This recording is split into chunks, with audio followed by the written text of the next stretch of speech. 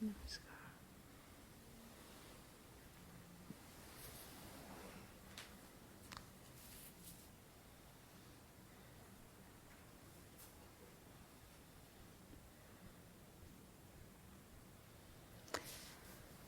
the story of the Bhagavad Gita,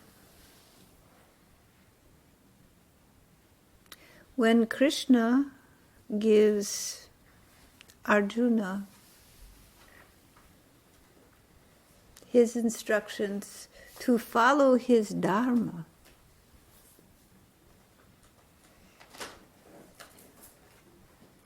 irrespective of the fact that he will be killing his relatives. When he tells him, all this has already occurred, all this that is has already happened, and these deaths have already existed, and it is destined. So do your Dharma. This is somewhat controversial and needs some small explanation. Because Lord Krishna saw that the war that happened, the conflict between people, and the outcome of that conflict, including the deaths of different members of each group, was predestined. It indeed already existed. It could not be changed because the destiny of each person was already set in that circumstance. Each one was committed to their path, and thus the destiny of all would collide.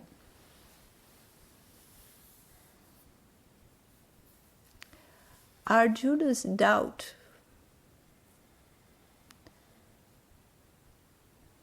was a reflection of his doubt of Lord Krishna.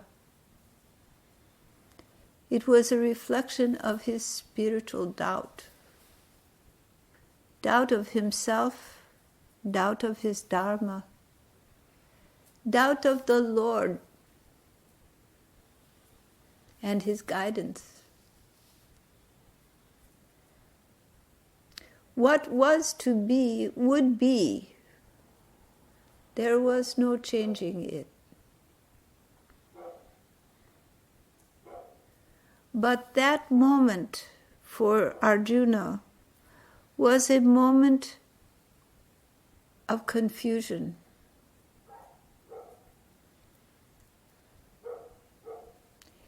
And as he listened to the words of Lord Krishna, and he saw that all that would be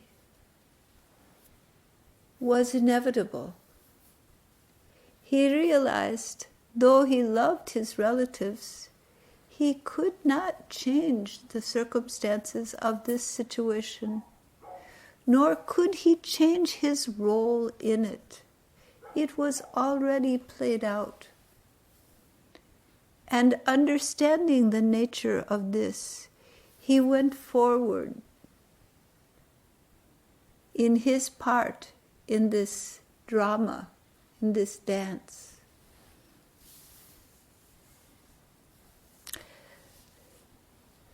There are karmas, there are collective as well as individual circumstances in which the ability to change the situation does not really exist. For the situation is predetermined to be as it is. Try as you might to go left instead of right, you will find you are going right anyway.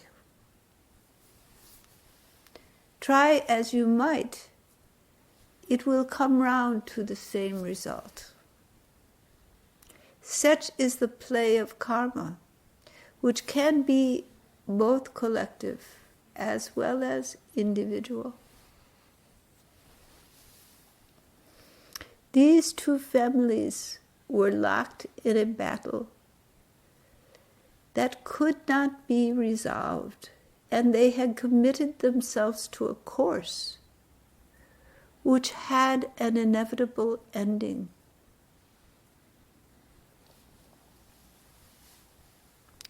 Lord Krishna took upon himself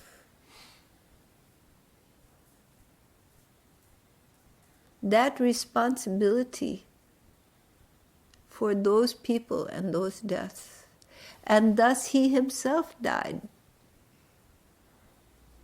in an ordinary way, shot with an arrow. For he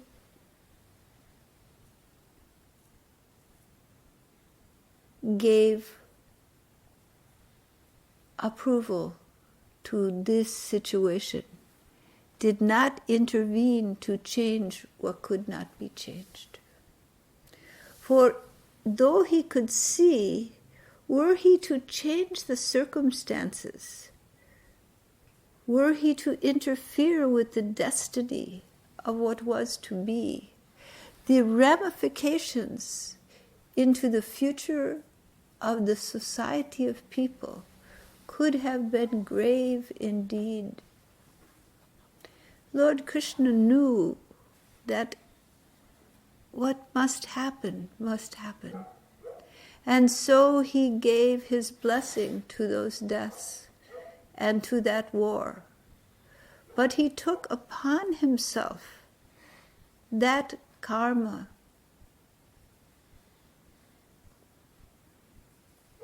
to have approved these deaths, to have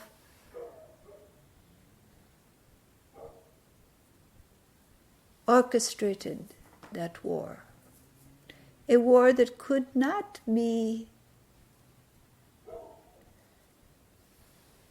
changed in the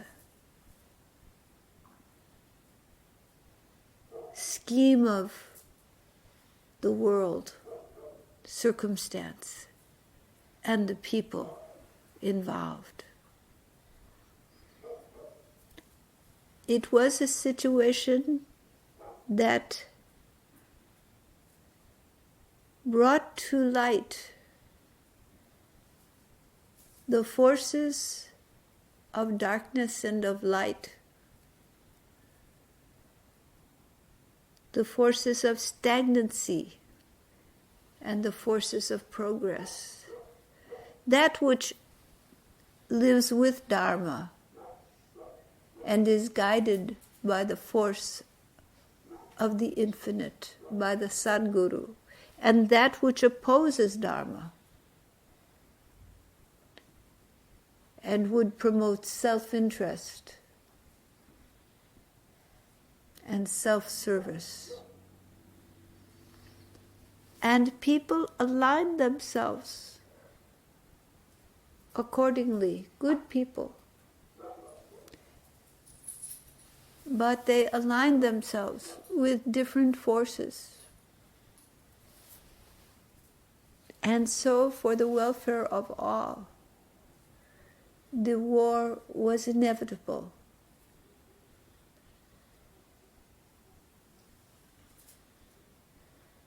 And the outcome preordained. So that is why Arjuna could not do other than his duty. His choice was not there. Would he throw down his bow? Still the outcome would be the same. But he himself would not have done what was his destined role.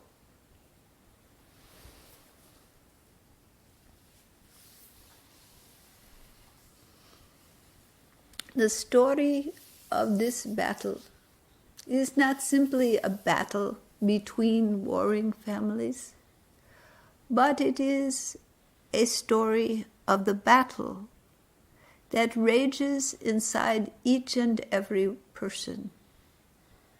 The battle between the forces fighting under the guidance and love of the Satguru for truth and welfare, and the forces that would relish power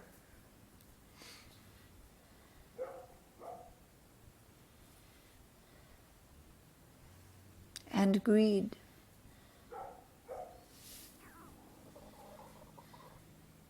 That battle lies within each person.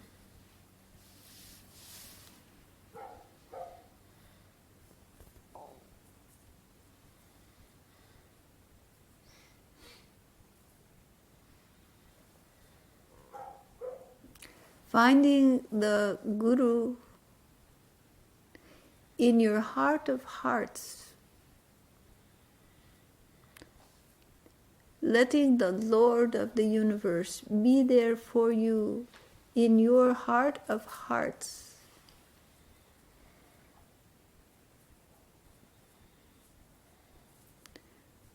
by whatever name you know him or her, letting that Divine One guide your life and dedicating your life in the service and listening to the guidance of that infinite beloved of your heart. That is the way to true knowledge. That is the way to peace.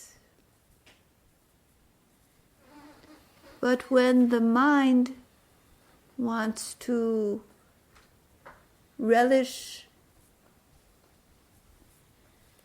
enhancing your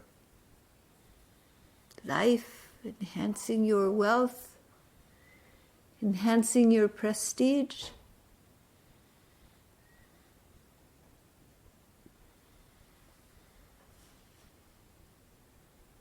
with an underlying greed, then that path of Dharma becomes obscured.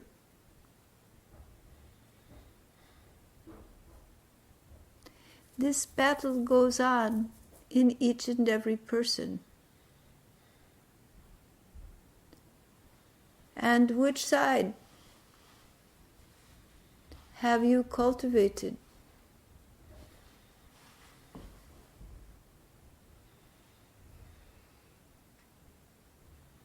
Have you been willing to stand for Dharma?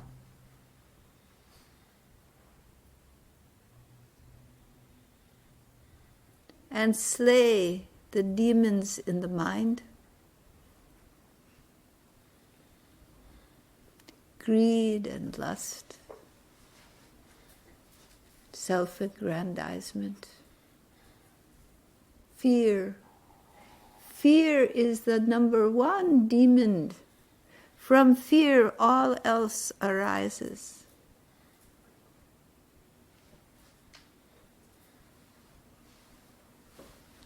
For if you are not afraid of not being good enough, not having enough, you don't need to move towards that.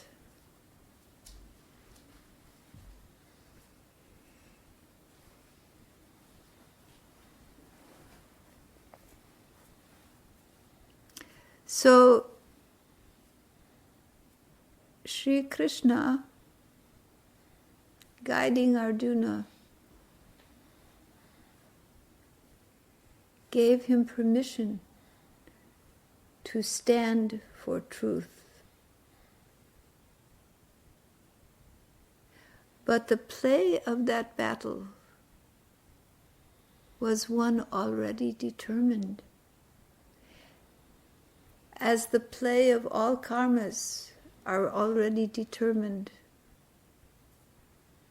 For past, present, and future lie in one eternal whole within the mind of the infinite.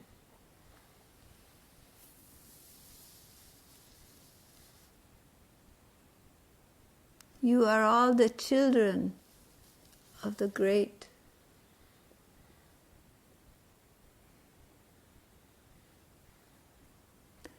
Let the Lord of Lords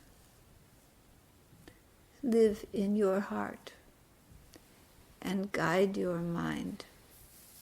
Let the Sadguru be ever the guiding force of your life, that you may stand for Dharma.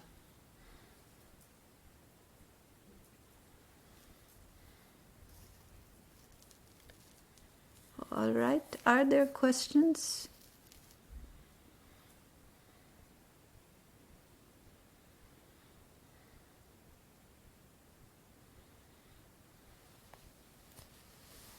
All right. Namaskar.